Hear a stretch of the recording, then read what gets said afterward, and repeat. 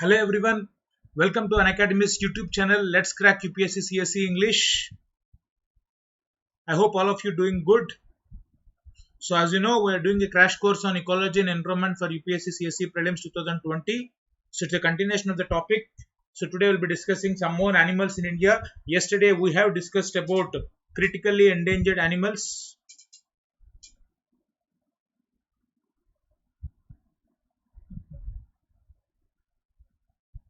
We have discussed critically endangered animals.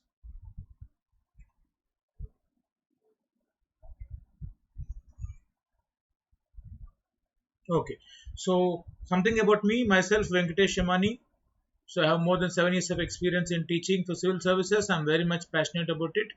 Right. Then before we start the today's session, we will study about briefly understanding about Unacademy's platform, India's largest learning platform available for UPSC CSE online.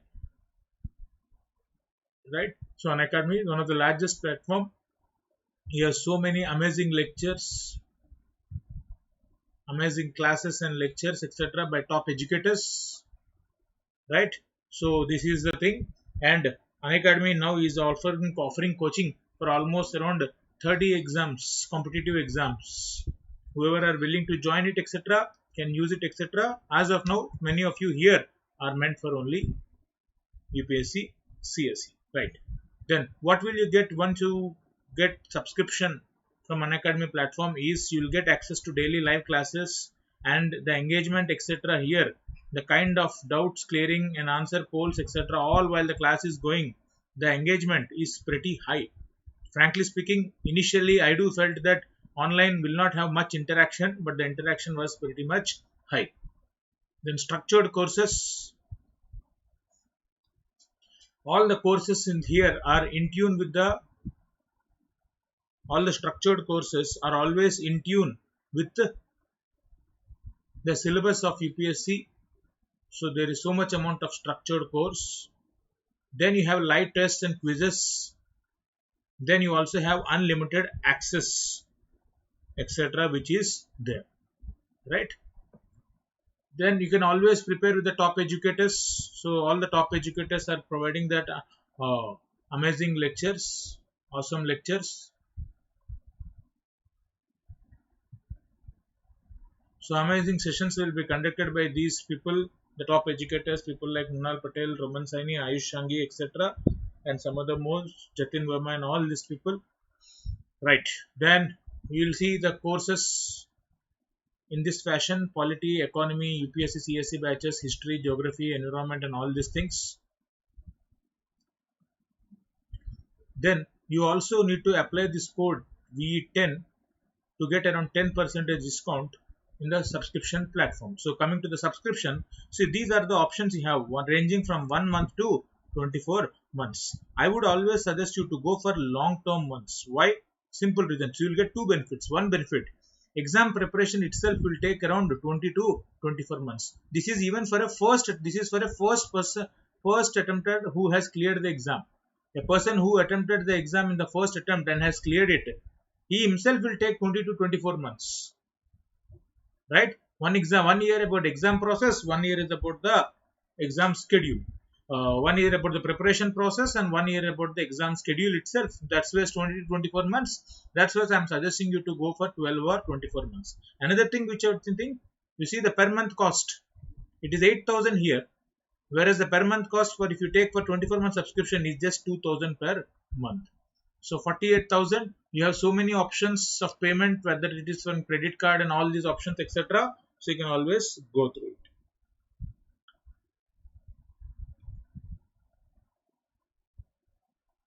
Okay, please don't forget to use this code VE10 to get around 10% discount on it.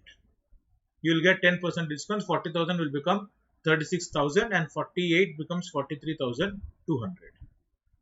Then there is another point which I would like to tell you. There is a mock test which is going to conduct, which is happening running. Please enroll into this course. Once you enroll it, etc., you will get all this access, all India rank, experience, actual UPSC CSE level preparation, practice for prelims, and all the guidance by the top educators, etc. All these are the advantages. And this is the syllabus and this is the schedule. Already tomorrow in April 26 we have another exam. Please look into it. Right, let's crack it. So as you know, yesterday we have discussed about critically endangered animals in India. We will look into some more animals today. But not all are critically endangered. So we will see the IUCN status of each animal and what is the habitat and also what is the uniqueness. So all these three we will be seeing it. So Gangetic shark. So another animal, Gangetic shark. This is a critically endangered animal. So IUCN status, critically endangered.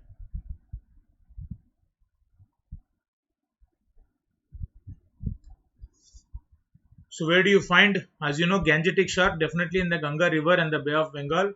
Then the small eyes suggest that it is adapted to living in turbid water, just like dugong, while the slender teeth of the species suggest that it is primarily a fish eater. Distribution. It occurs in India and possibly in Pakistan. The Ganga river system and the Hooghly river mouths are its known habitats. Threats: major fisheries targeting sharks. Other probable threats include overfishing, pollution, increasing river use, construction of dams and barrages. So you have the threats, etc. Where do you find? In the Ganga river.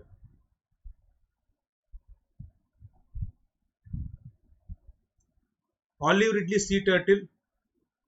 Olive Ridley sea turtle, one of the prominent animal, etc. IUCN status is vulnerable. So the status of IUCN is pretty much vulnerable, etc. So this is the Olive Ridley turtle, one of the prominent animal, etc. which you find. These turtles are the smallest and the most abundant of all sea turtles found in the world, inhabiting warm waters. Please remember this point, warm waters. So the Olive Ridley turtle is most abundant of all sea turtles found in the warm waters of Pacific, Atlantic and Indian Ocean. That's why it is vulnerable, not even endangered. It is not critically endangered, it is not endangered, it is vulnerable. Please remember this. This is the third. You see the order of IUCN. I think yesterday we have discussed it. You have to remember them. Extinct in wild, extinct, then extinct in wild, then critically endangered, endangered, vulnerable, near threatened, then comes least concern, all these things, right? So critically endangered, vulnerable are the most threatened species. So we are here identifying the vulnerable ones now that we completed critically endangered. So vulnerable, warm waters of Pacific, Atlantic and Indian Ocean, best known for their unique mass testing called Aribada, where thousands of females come together on the same beach to lay eggs. See this point. Which animal is known for unique mass testing called Aribada? It is Olive Ridley sea turtle, where thousands of females come together on the same beach to lay eggs. So it is listed as vulnerable in IUCN Red List. Sometimes they might also ask about Schedule 1 of Wildlife Protection Act. This is the Protection Act where species are most protected because you will be having a heavy penalty and also a jail term. So Schedule 1 species of the animals which are there in the Protection Act, etc. all are protected well. So this Protection Act has around 6 schedules. Each schedule discusses about one aspect. Okay. This is the thing. Species is listed as vulnerable in IUCN Red List and Appendix 1 in CITES. Then Olive Ridley sea faces serious threats among migratory route, habitat and nesting beaches due to human activities such as unfriendly turtle fishing practices, development, exploiting of the nesting beaches for ports and tourist centers. Then in the Indian Ocean, the majority of Olive Ridleys nest near Gahirmata in Odisha.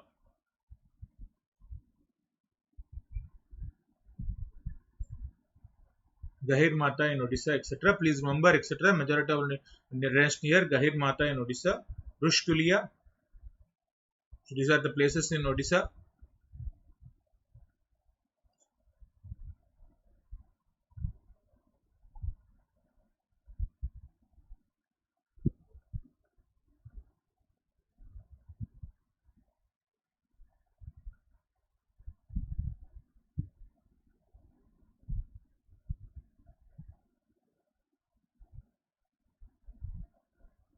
Rushkulia. So forgive me for the pronunciation if I got it wrong. Odisha, right? Along that, etc. In the beaches, you will find olive ridley sea turtles. They might extend from even from Odisha and also even in Andhra Pradesh, but prominently they are known in Odisha, right? So this remember this point. Rushkulia, Odisha, IUCN status vulnerable, known for mass testing called Arivada. Then Asiatic lion. So these are lions are slightly smaller than African lions, right? So what is the schedule IUCN red list status? Endangered, not vulnerable. Endangered status. You see, Asiatic lion. It is endemic. It is found only in Gir forest. But the same time, this is endangered, not critically endangered. Decent population is there, not as vulnerable as critical like critically endangered, but definitely endangered. But in schedule, it is listed in schedule 1 because it is a very important animal for our country. So as per even convention of international trade in endangered species, it is listed in appendix 1. So the most striking morphological character which is always seen in Asiatic lions and rarely in African lions is a longitude fold of skin running along its belly. So this is the striking feature of this. And they are once distributed to the state of West Bengal in east and Rewa in Madhya Pradesh in central India. But as of now, they are confined to Gir National Park and Wildlife Sanctuary is the only place. Then similarly, tigers, tomorrow in the next session, will be discussed tigers in detail of our country. But tigers, they are endangered. They are not critically endangered. Once again, remember this point. Then similarly, red panda, very prominent animal, important animal. So red panda is endemic to temperate forests of the Himalayas, etc. Habitat Sikkim and Assam, northern Arunachal Pradesh. Threats, habitat loss and fragmentation. This is what you see, causes of biodiversity loss, habitat loss and fragmentation. We did discuss about poaching. Other things like inbreeding, depression, etc. might be individual causes of this species. This is the red panda.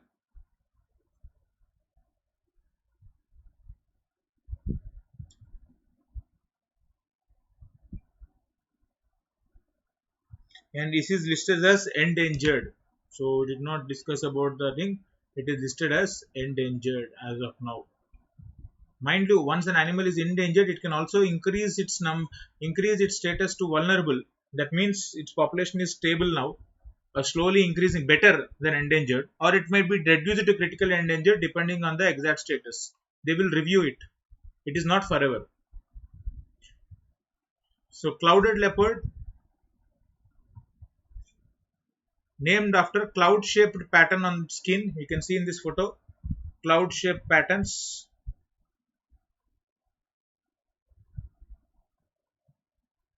Then it is listed as vulnerable on the IUCN red list. It is a state animal of Meghalaya. It is listed as vulnerable on the IUCN red list and the state animal of Meghalaya.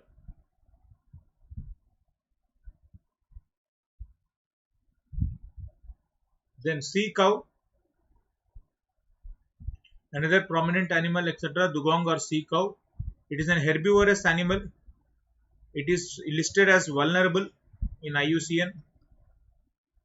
Remember, this is an herbivorous animal. It eats sea grass and aquatic plants found in shallow oceans. At depth, sea grasses and aquatic plants don't grow because of absence of sunlight. So usually it is found in the shallow oceans, etc. So it is it's a herbivorous animal. It is found in the Indian seas, particularly in shore waters of Gulf of Mannar, Gulf of Kutch, Andaman and Nicobar Islands. So this is the sea cow.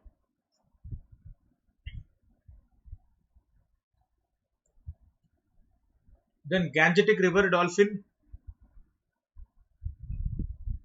Gangetic River dolphin known as Susu also. So this river dolphin is the national aquatic animal of India, right? River dolphin, national aquatic animal. It's a freshwater dolphin, but the IUCN status is endangered.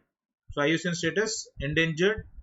And another important point, it is found along the Ganga river, but prominently there is one sanctuary for its thing, which you find in Bihar's Bhagalpur district, Vikramshila Gangetic Dolphin Sanctuary. In Bihar's Bhagalpur district is the only sanctuary for its national aquatic animal. This is the uniqueness. Please remember this point. Vikramshila Gangetic Dolphin Sanctuary. It's among the 4 freshwater dolphins in the world. 4 freshwater dolphins in the world. Because of the sound it produces when breathing, the animal is popularly referred to as Susu. Right? 4 freshwater dolphins and prominently Susu. And one of the most important point is they only live in fresh water and they are actually blind.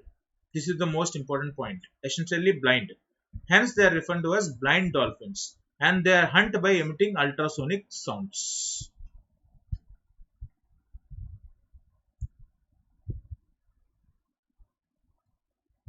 Then golden langur.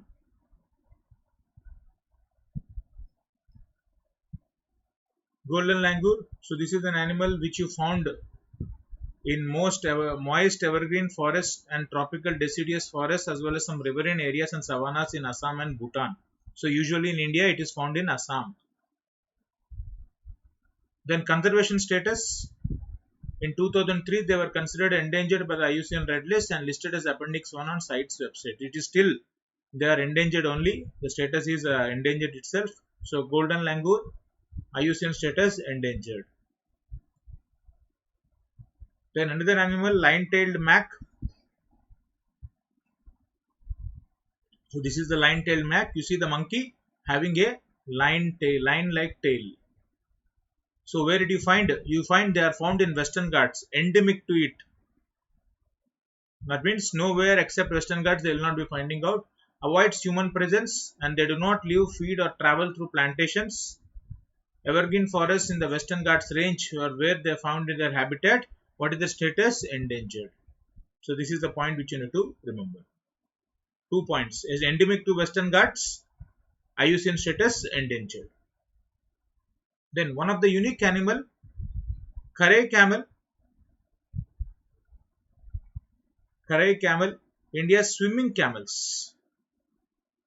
India's swimming camels, etc. Since 2015, Karay camels are getting protection similar to endangered species. During monsoon, they swim to the mangrove islands in hordes and they are a main source of livelihood of Jat and Rabari communities in Kutch region. So, Karay camel, these camels which swim. These camels swim is one uniqueness. Another thing, etc. They are found in Kutch region of India and they swim in the mangroves.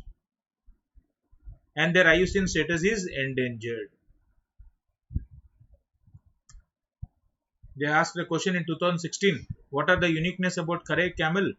It is capable of swimming up to 3 kilometers in sea water, survives by grazing on mangroves, lives in the wild and cannot be domesticated is one more point.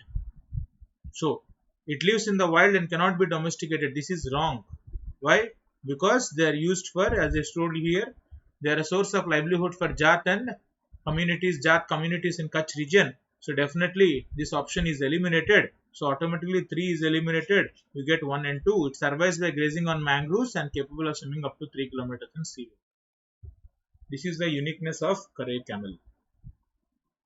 Then another animal, Great Indian Wild Ass. This is near threatened as of now. So until now it was vulnerable, but near threatened. Why? Because population is steadily increasing. It is also found in Rann of Kutch region. It is found in the Great Indian Wild Ass Sanctuary in the Little Rann of Kutch. So some of the threats, diseases, habitat due to salt activities, invasive alien species of Prosopis juliflora shrub, and encroachment and grazing by Maldhari. So Maldhari is a tribe which you find in bunny grasslands of this area. Maldhari is a tribe which you find in bunny grasslands. and recently they are in news because of a drought conditions. Because of drought conditions. Then this is about all the animals, etc. I hope you have understood the entire crux of all these things. So animals, etc. very prominently asked, etc. in the exam. So basically for every animal, please try to remember the habitat. Any animal which is in use, remember the habitat. What is its IUCN status or any uniqueness. You see any uniqueness, what are the uniqueness? Say example, Gangetic dolphin, national aquatic animal of India, aquatic animal, but what do you find here? It is a Gangetic dolphin is a national aquatic animal, but it is blind. This is the uniqueness. And a camel called Karai swims. So identify the uniqueness. So these are the three things which you need to do. Anything which is unique, automatically it holds good for UPSC exam. Please remember in that way. Okay, right then. Thank you very much. Have a nice day. Please take care of yourself. Please hit the bell icon for notifications, subscribe it, and if possible, please do use this code VE10 to get around 10% discount on the Unacademy subscription, etc. Don't forget to use this code VE10. Thank you very much. See you tomorrow.